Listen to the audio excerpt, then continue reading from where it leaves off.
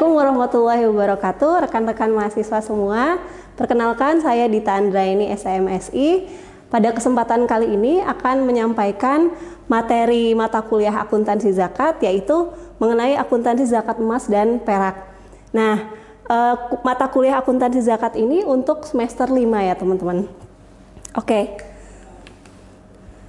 Nah, pokok bahasan yang akan kita bahas pada kali ini yaitu yang pertama, landasan hukum zakat emas dan perak. Lalu yang kedua, ketentuan zakat emas dan perak. Yang poin ketiga, zakat perhiasan. Dan keempat, contoh perhitungan serta bagaimana sih akuntansi zakat emas dan perak. Ya, langsung saja ke poin yang pertama, landasan hukum zakat emas dan perak. Teman-teman perlu kita tahu semua bahwa zakat itu yang kita kenal tidak hanya zakat fitrah ya. Selama ini masyarakat hanya mengenal zakat fitrah ya, yang sudah biasa dibayarkan pada bulan Ramadan.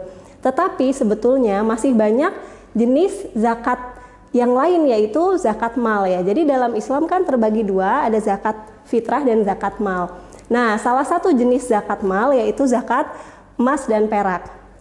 Nah, zakat emas dan perak ini sudah dikenal atau sudah dipungut ya, dilakukan sejak zaman Rasulullah SAW dan para sahabat hingga saat ini. Nah, apa sih landasan hukum zakat emas dan perak? Jadi Allah memerintahkan kepada mereka orang yang kaya ya, bagi kita yang memiliki simpanan emas dan perak untuk mengeluarkan zakat emas dan perak setiap tahun. Nah, adapun landasan hukumnya yaitu yang pertama dari Quran surat At-Taubah ayat 34 dan 35. Dan orang-orang yang menyimpan emas dan perak dan tidak menafkahkannya pada jalan Allah, maka beritahukanlah kepada mereka bahwa mereka mendapat siksa yang pedih. Pada hari dipanaskan emas perak itu dalam neraka, lalu dibakar dengannya dahi mereka, lambung dan punggung mereka, lalu dikatakan kepada mereka, inilah harta bendamu yang kamu simpan untuk dirimu sendiri. Rasakanlah sekarang akibat apa yang kamu simpan itu. Jadi ancamannya sangat ini ya, sangat menakutkan ya teman-teman. Jadi ya bukan kemudian ini menjadi hal yang dipaksakan gitu. Tapi yang namanya aturan agama, aturan syariat ya, zakat itu kan menjadi salah satu rukun Islam ya, yaitu rukun Islam yang ketiga. Nah, semua orang muslim yang mampu, artinya yang kaya, mereka yang memiliki emas dan perak pada dasarnya memiliki kewajiban untuk membayar zakat ketika sudah memenuhi ketentuannya. Nah, ketentuan zakat emas dan perak berdasarkan Basnas itu yaitu yang pertama, zakat emas dan perak nih dari segi definisinya ya. Jadi zakat emas itu tidak hanya emas berupa perhiasan yang disimpan gitu ya, yang kita simpan atau kita investasikan. Tapi juga bisa dalam bentuk logam mulia. Sekarang itu sedang tren ya, jual beli logam mulia antam ya. Nah, itu ada berbagai kadar atau ukuran dari mulai 5 gram, 10 gram sampai 100 gram ya. Bahkan sekarang dijual juga logam mulia emas itu yang dalam bentuk kepingan yang kecil sampai 0,1 gram. Nah, jadi teman-teman perlu perhatikan zakat emas itu tidak hanya berupa perhiasan yang disimpan, tapi juga dalam bentuk logam mulia tadi ya, logam mulia batangan gitu ya. Nah, selain itu zakat emas itu wajib dikenakan jika emas yang tersimpan gitu. Jadi tersimpan itu yang pertama berarti syaratnya tersimpan. Maksudnya tersimpan gimana? Berarti tidak dipakai. Biasanya kan kalau perhiasan itu digunakan ya oleh perempuan ya. Jadi misalnya gelang, kalung, anting. Nah, yang dipakai sehari-hari itu tidak dikeluarkan zakatnya berdasarkan jumhur ulama. Nah, lalu yang wajib dikeluarkan zakatnya adalah emas dan perak yang disimpan. Dalam arti bisa jadi masyarakat itu menyimpannya untuk investasi gitu ya.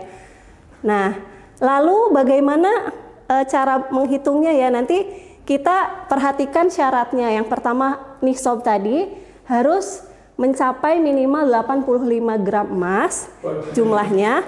Lalu yang kedua mencapai haul, artinya sudah dimiliki selama 1 tahun. Nah, nanti bagaimana sih menghitungnya? Untuk harga emas itu kan berkembang terus ya, artinya berubah dari waktu ke waktu ya. Sampai saat ini bahkan sudah melebihi 1 juta rupiah gitu ya. Nah, maka nanti yang kita hitung berdasarkan harga buyback atau harga beli kembali emas ya pada saat dimana kita akan melaksanakan zakat gitu. Next. Nah, di sini diperjelas lagi ya. Jadi ada 3 ketentuan yang terkait dengan zakat emas, yaitu nisabnya tadi. Nisab itu tadi adalah jumlah minimal harta yang wajib dikeluarkan zakatnya. Nah, dalam konteks zakat emas berarti jumlah emas yang minimal dimiliki yaitu sebesar 20 dinar ya, atau setara dengan 85 gram. Jadi kalau di zaman Nabi Muhammad dan para sahabat itu kan emas itu disebut dinar ya, dan itu digunakan sebagai alat pembayaran ya. Nah, lalu haul itu artinya emas yang kita miliki itu minimal telah dimiliki selama 1 tahun. Lalu kadar zakatnya yaitu sebesar 2,5%. Nah, kita bahas lagi bahwa tadi ya, zakat emas ini dikenakan atas emas yang disimpan dan tidak dipergunakan. Jadi kalau ibu, saudara perempuan atau kita sendiri ya memakai emas, misalnya tadi ya kalung, cincin dan seterusnya yang dipakai itu tidak ditambahkan atau tidak dijumlahkan ke dalam emas yang dikeluarkan zakatnya. Lalu yang kedua, tidak wajib zakat untuk perhiasan yang dipakai perempuan tadi ya. Oke. Next. Ketentuan zakat perak pada dasarnya sama ya, hanya perbedaannya adalah pada nisabnya.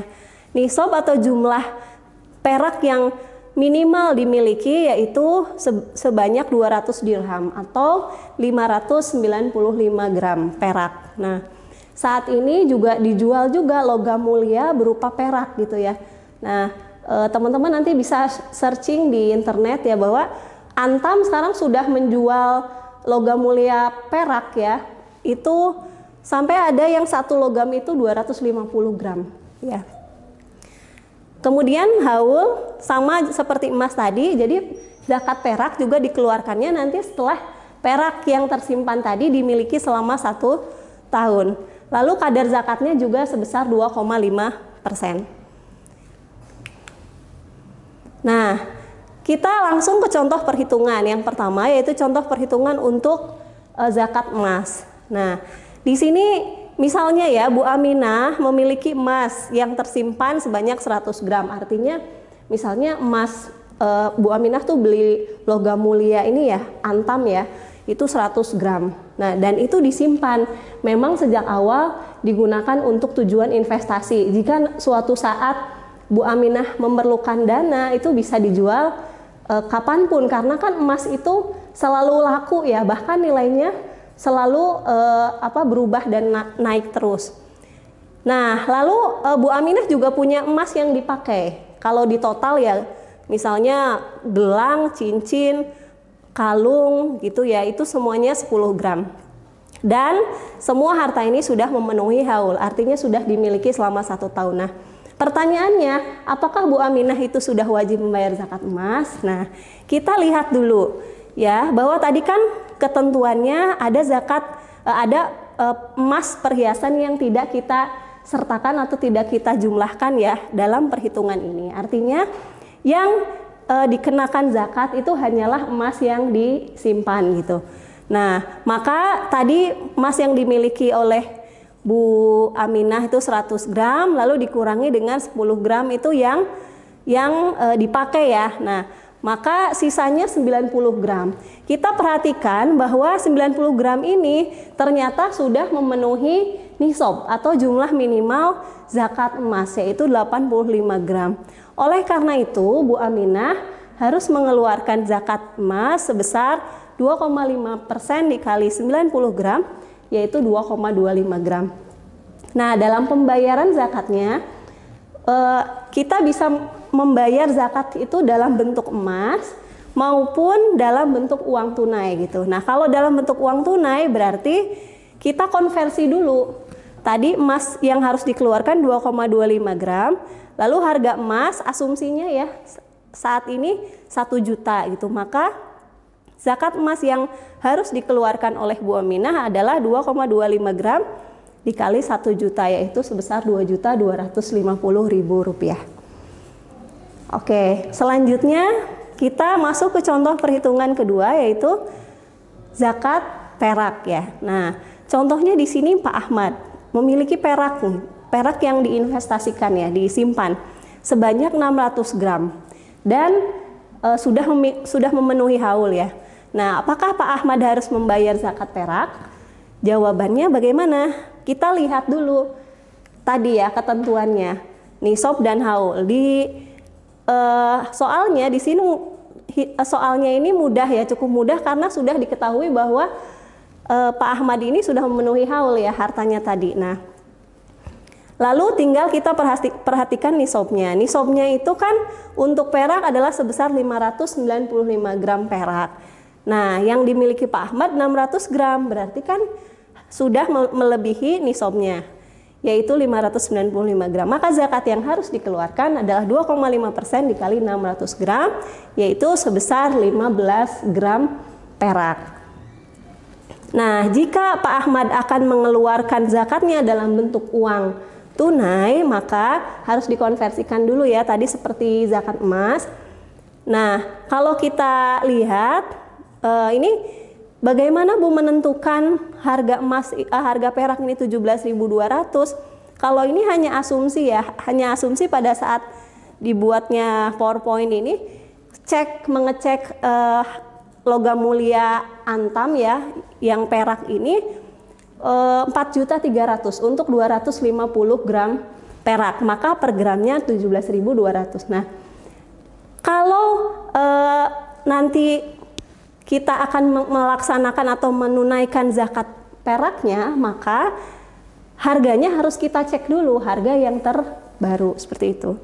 Nah, 17.200 dikali 15 gram yaitu sebesar Rp258.000. Nah, lalu bagaimana sih pencatatannya pada lembaga zakat gitu? Ini asumsinya lembaga zakat itu menerima zakat emas atau zakat perak. Misalnya pada tanggal 1 September 2020, Solo Peduli, ini salah satu lembaga zakat yang ada di Solo ya, menerima zakat emas dari Bu Aminah tadi ya, sebesar Rp2.250.000. Maka Solo Peduli mencatatnya yaitu kas zakat. Kenapa ini diberikan keterangan zakat? Karena di lembaga zakat itu kas juga harus diberikan keterangan, harus dipisahkan. Jadi ada kas zakat, ada kas infak sedekah, dan ada kas khusus dana amil gitu. Nah, maka di sini harus jelas, jangan hanya ditulis kas saja, harus diberikan keterangan kas zakat. Lalu dikredit penerimaan dana zakat sebesar Rp2.250.000. Demikian materi zakat emas dan perak yang bisa saya sampaikan hari ini. Semoga bermanfaat. Terima kasih. Wassalamualaikum warahmatullahi wabarakatuh.